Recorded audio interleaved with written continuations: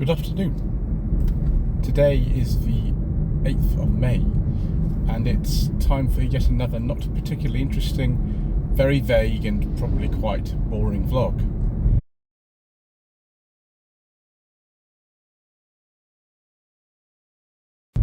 After last week's news about the Nissan Sunny, we're going to actually just take a bit of time to explain a couple of things about some events that I've recently attended. One of them was the Test Valley Motor Enthusiast Drive It Day on 21st April that I promised I'd refer to again at some point. And the other one was what exactly happened at Shedfest 2024 last weekend to enable there to be a 2.5 hour wait time to get into the event. In some ways they felt quite similar and they both sort of happened in the same car. So on the 21st of April, which was Drive It Day for the Test Valley Motor Enthusiasts, the club that we're part of and have been for the last 4 years, based down in Romsey, which is near here. We started off on the kind of route that they'd had planned. Now, if you know anything about the Test Valley Motor Enthusiasts, you'll know that they take this sort of event incredibly seriously, which is fine. Like, it's a really good discipline to be able to read directions and not use a sat nav.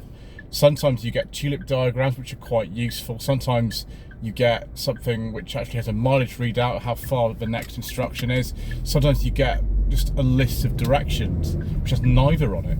So this one was properly kind of, concentration.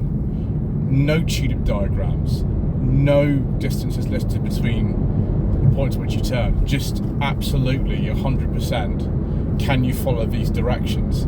Now that's fine. It's something I don't normally have to do because a lot of the time when I'm going around, I either know where I'm going or I can use a sat nav. In this instance, that was not the case. So we started off in a place called Landford, which is between Romsey and Salisbury. It's sort of near the A36. And the first couple of directions were reasonably straightforward, but there came to one where it wasn't actually obvious where you went unless you were very, very, very observant about where to go. And actually the first couple of cars ahead of me, I thought I won't be at the head of the line because if anything happens to you, you're the first person to experience it. We'll come back to that in a moment. And so went behind two other cars and they didn't turn off at one of the instructions. So we were left on our own at the front. We're going through some woods, very nice bluebell woods, late April bluebell woods and things like that, just in the Volvo. My lady wife and I have the directions, and so far she was just doing well. So just concentrating. I didn't have a camera on at this point, so I know that a lot of the time the people who set the runs like to put cars down really narrow roads, and that's not necessarily fun in terms of concentration. So we're going to film a little bit actually when the roads opened out a bit more. This never happened, so we turned down a very, very narrow road somewhere near a place called White Parish, and it was an extremely narrow road with hedges on either side, a single track, and there were no passing places for quite a considerable time. Eventually, just being ahead of the queue, I drove sort of moderately slowly because the road was really bumpy and very, very poor condition. And we happened across a Mercedes Unimog type thing, I think it was, a van that was towing tree cutting equipment. Now, in this instance where I'm in a car about posted a van towing a trailer, the courteous thing to do is to reverse if you're the car, which was me. I didn't know how far the next car was behind me, so I thought, well, maybe we'll get to a passing place before the next car's behind me, and that will be fine. That's not what happened. So I then stopped when I saw behind me a pale blue pale blue MGA. And I thought, well, I'm not going anywhere unless that one backs up. And then I realised that 20 other cars were behind him. And so we had this sort of standoff. And eventually, the chap agreed to reverse a bit and see if I could get past in a passing place. this took about half an hour to work out what to do. Some of the cars right at the end actually were able to reverse and turn around and go round another way, but I was totally stuck. I couldn't go anywhere. So the gentleman eventually did sort of reverse a little bit and take the trailer off, and I tried to get past, but I couldn't get the car past at all. I actually managed it quite well. I didn't hit anything, but I got to the stage where actually the car went up a bank on the right hand side with the wheel, and it just wouldn't go any further forward. It was slipping down the bank, and the other side was the trailer of the van, and I wasn't getting quite wedged. I managed to reverse out, but that means we're still stuck, and some 20 cars behind me. And eventually one of the other club members said to me, look, you're going to have to reverse. You were going to have to do it, because we've got 20 cars behind you, otherwise everyone's just stuck here. And so he did. And I found out that once he'd reversed, literally, it's about 200 yards from where I'd seen him. If only he'd reversed rather than me, then we would be fine, but he didn't. And I don't know if I really should sort of say it was a bad decision on my part, because I don't think it necessarily was. It was just unfortunate circumstances. Because if I'd known there was a passing place 200 yards behind, I would have let him reverse. But because he's in the van, I'm trying to be helpful and courteous to him, I reversed. So that's why I couldn't talk about it at the time, because I found the whole experience incredibly kind of wearing and sort of anxious, produced some anxiety in me.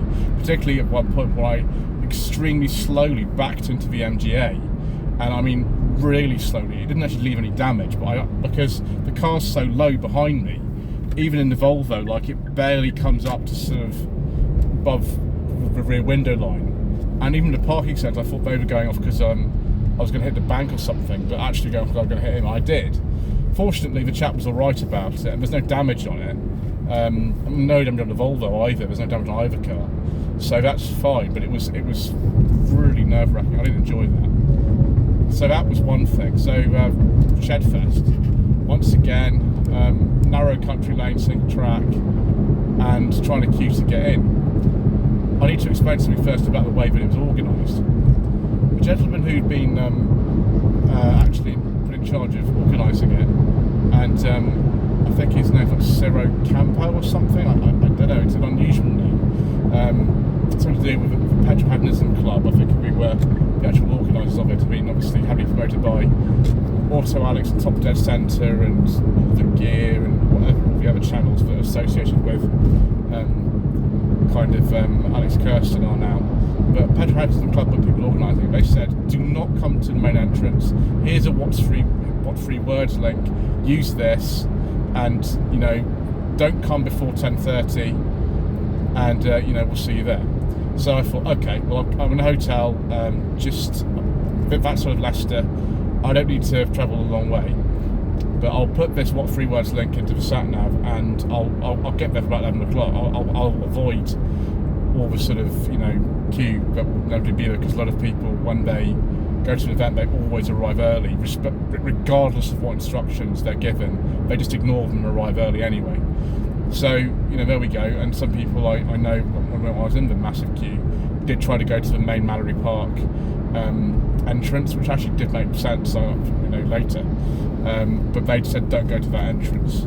Now Kirkby Mallory, which is a village right next to Mallory Park, obviously the people there probably get quite annoyed about the events that go on there, with the tailbacks and things, but this was on another level. It was absolutely on another level. So the first bit was miles and miles away from where it was, and probably like 3 to 4 miles of queues trying to get in. By the time I got into the queue at about 10:45 or something like that. So obviously it would have taken, I know on the way back it took me maybe 15-20 minutes, something like that, to get back to the hotel from there. So I've taken that time out of the time that I actually travelled there. But nevertheless, it was just utter chaos. We would, again, queue of cars down a single track country road, and the cars were trying to pass the other side. Fortunately, this one was a little bit wider, and so the cars we were able to pass, but it was it was absolutely crazy. There were times where I didn't move for 20 to 25 minutes at a time, and eventually I got in and managed to get started. But I was sort of a little bit shaken from having to wait that long, and kind of the sort of anxiety that I sort of felt in other people getting really annoyed about what is going on. A lot of people actually abandoned the cars that they were coming in, and they walked about 2 miles to get there because they just couldn't cope with it anymore. And I understand that entirely. It sort of puts me off ever wanting to go again. Like someone with a display area, the display cars, they were fine. I didn't want to because it looked like it was quite expensive, and it looked quite restrictive as to when you had to arrive and when you had to leave and things like that. But I could have displayed the Volvo because there was actually another S40 around that sort of age in the same colour there, so I could have displayed that easily if I wanted to, had I known. But I just didn't realise that the traffic would be as terrible as it was. It was absolutely appalling. One article I've read online says that someone tried to sue Mike Brewer, or threatened to sue him because of the traffic, and Mike Brewer, I don't think had anything to do with the traffic, nothing whatsoever. He was just a guest there, which is great. But I think a lot of people, including me, would have been put off of ever attending that event again if, one, they didn't move it to another venue, which is possible. I've been to bigger shows than that, which have better traffic management, or they put it over 2 days, which is what they're sort of saying. But the thing is, I'm not actually convinced that only over 2 days will actually make the traffic any better. It might make it worse. So, the jury's out on that one. Let me know in the comment section below whether you think having that at the same location over 2 days will make it any better. One thing I know for sure is that if I do go again, I am going to go down as a display car, because I cannot cope with that kind of stress. Trying to get into that and then doing 6, maybe 7 parts of Shambolic Shuffle after having queued for 2 hours to get in. It's just not nice, because I've then got to go back and edit at the hotel and get them up, and it's not a nice day if you've got to deal with that. But anyway, that's kind of it. There's some insight into what sometimes happens when you're out on automotive business. Thank you ever so much indeed once again for watching. Please don't forget to subscribe to the channel, like this video, leave a comment below, and we shall see you again soon for more vaguely kind of rambling and not particularly interesting musing.